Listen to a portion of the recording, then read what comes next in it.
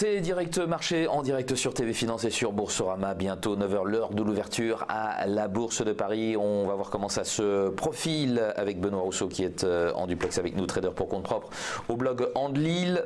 Benoît Rousseau, donc on semblait s'orienter vers une toute petite progression en ouverture. Ça semble fragile, hein, un petit peu à l'image de ce qui se passe sur les marchés asiatiques. Ce matin, on ne sait pas trop sur quel pied danser.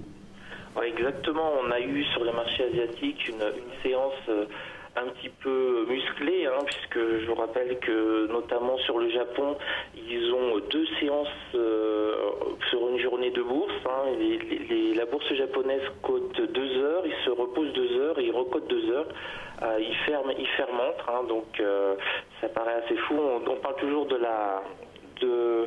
du rendement japonais. Les traders japonais traitent 4 heures par jour, alors que les pauvres traders français traitent 14 heures par jour sur futur, de 8 heures à 22 heures sur le CAC 40. Déjà, la séance est plus courte, hein, à Tokyo. Ouais. C'est beaucoup plus court. Hein. Ils en ont pour 2 fois 2 heures et nous, c'est 14 heures non-stop. Donc, on a eu une première séance de Tokyo où ça a pas mal baissé, puis ils se sont repris. Donc, on se retrouve un petit peu pareil en ouverture sur les futurs européens, un peu au milieu du guet. On est légèrement dans le vert sur le CAC 40. Actuellement, on est sur futur sur du 5372-73 en hausse de plus 0,10%. Ça hésite. En tout cas, on le dit depuis maintenant plusieurs jours, notamment sur le CAC 40. Dès qu'on passe au-dessus des 5400 points, on se prend une grosse claque. Et c'est exactement ce qui s'est encore passé hier. Ça a été confirmé. On n'arrive pas à se maintenir au-dessus des 5004 et on se met à baisser. On a eu le même scénario depuis plusieurs jours.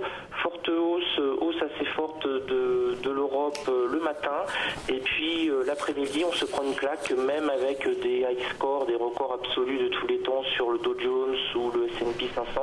Donc on voit vraiment depuis plusieurs jours, on a une petite musique. L'Europe essaie de monter et puis l'après-midi, quand les Américains sont là, très clairement, ils vendent du papier européen et ils font baisser les indices européens. Je rappelle que pour CAC 40, ils représentent 60% du volume généralement en moyenne. Donc on se prend une bonne claque à chaque fois et je le répète, mais heureusement que les indices américains se mettent à monter. Hein. S'ils se mettaient à baisser, on aurait vraiment, nous, une accélération certainement à la baisse assez méchante. Donc on va voir aujourd'hui vendredi si on a le même scénario, si on va tenter de remonter un petit peu en Europe. Ça me paraît quand même un petit peu compromis parce qu'on a eu justement le Japon qui nous a fait un petit warning, hein, qui montrait que finalement, malgré le record de clôture de Wall Street, les Japonais étaient extrêmement hésitants et toutes les places asiatiques. Donc on ouvre là actuellement, on ouvre stable à 5300. Voilà, on est inchangé, hein, 5372. Bon, vous disiez, quand Wall Street bat des records, on ne fait rien, mais il faut dire qu'il y avait quelque chose qui a quand même considérablement pesé sur le CAC hier, sur les places européennes, c'est l'euro. Hein. Forte remontée de l'euro, en fait, due à une forte baisse du dollar. Oui, c'est exactement ça. On est repassé au-dessus des 1,19, donc là actuellement on est sur du 1,191, 1,192, donc ça pénalise les exportations européennes. Mathématiquement, la compétitivité des entreprises européennes est moins forte et donc on baisse. Et effectivement, c'est une grosse faiblesse entre guillemets du dollar. Alors il faut quand même rappeler que c'est dans la politique de Trump. Alors Trump ne fait pas le cours du dollar, bien entendu, mais que c'est vraiment la volonté, j'allais dire quasiment type Ronald Reagan de Trump, d'affaiblir le dollar. Pour lui, ça a deux avantages. Ça permet de faciliter les exportations des entreprises américaines et ça renchérit les importations. Donc c'est beaucoup plus favorable au Made in America, fabriquons aux États-Unis pour la population américaine et vendons nos produits à l'extérieur avec un dollar beaucoup plus faible. C'est une forme de dumping entre guillemets monétaire des Américains et il faut reconnaître que face à ça, les Européens ne font pas grand-chose. Il faut préciser que 1,20 pour les Européens, il y a quelques années, ils nous disaient que c'était un niveau tout à fait correct de parité. Alors, je vous rappelle, on est monté à 1,50. Alors là, pour le prix des exportations, c'était vraiment extrêmement cher.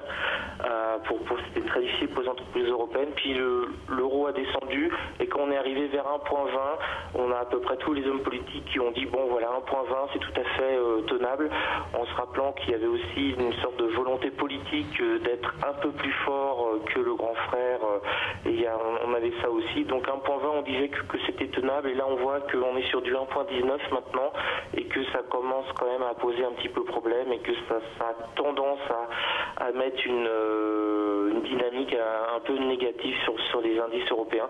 Donc toujours surveiller l'euro USD du coin de l'œil quand on traite les indices européens en ce moment. Très bien, on va regarder ce qui se passe au sein du CAC 40 qui maintenant perd 0,06%. On est en baisse pour la deuxième journée consécutive. Alors on avait bien commencé la séance hier, et puis il y a eu cet euro-dollar qui est venu semer le trouble un petit peu. Les plus fortes baisses, Sanofi, moins 0,86, ST Micro, moins 0,6. Pas d'actu entreprise aujourd'hui. On a eu des publications. Une publication en particulier, je crois, après clôture hier, mais ce n'est pas une valeur du CAC 40, c'est Gemalto. On verra ce que ça donne, Gemalto hors CAC 40. Donc Sanofi, ST Micro, Peugeot en repli. Et puis parmi les petites hausses, Carrefour, plus 0,76, Total, Atos ou encore Saint-Gobain. Véritablement pas d'effet secteur. C'est un petit peu en ordre dispersé ce matin. Benoît, on se cherche parce qu'on est un petit peu entre deux eaux là. On avait beaucoup progressé, notamment à Wall Street hier, sur des espoirs de passage du vote sur la réforme fiscale au Sénat américain, John McCain renonçant à son opposition. Et puis on se rend compte finalement que là c'est un petit peu au point mort, puisqu'il y a eu une interruption de séance. Ça ne va pas reprendre, les débats ne vont pas reprendre avant 11h heure locale, 17h heure française. Du coup on se demande si ça va vraiment se faire cette semaine.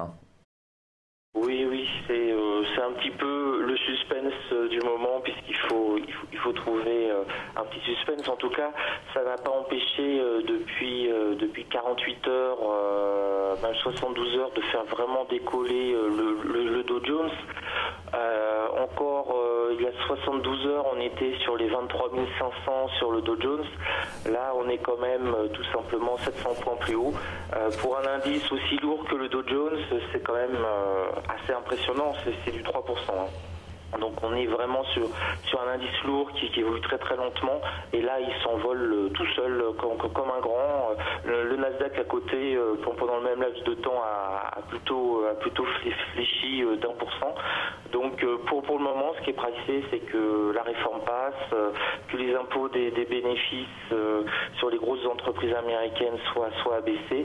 Donc on reste vraiment aux États-Unis en tout cas dans cette spirale positive. Par contre, on voit bien en Europe en tout cas, on a la montée de l'euro, mais on commence à se poser des questions sur quel peut être le prochain relais pour continuer à monter, en sachant que petit à petit on va avoir une augmentation des taux des banques centrales, ce qui est plutôt négatif à chaque fois pour le marché action, surtout s'il est très très très très très haut.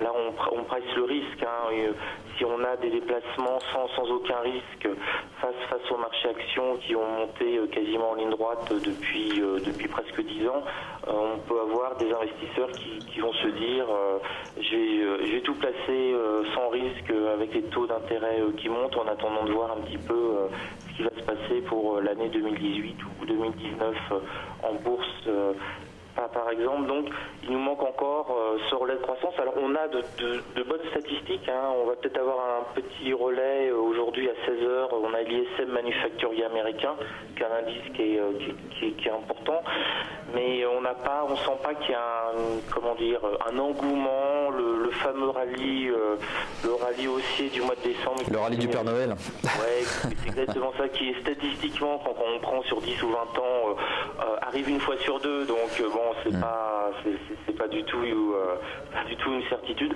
On peut dire qu'on l'a actuellement sur le Dow Jones, mais pas du tout sur les autres indices. Donc moins 0,08 sur le CAC 40, 5368, et au niveau des valeurs qui bougent à la hausse ou à la baisse, C'est l'automobile qui pèse le plus sur l'indice, avec Peugeot moins 0,75, Renault moins 0,6%. Décidément, c'était un secteur qui aurait été pas mal attaqué cette semaine avec les difficultés de Peugeot sur le dossier Opel, les compensations qui sont demandées à General Motors. ST Micro moins 0,70%. Bon, pas d'informations particulières sur les semis.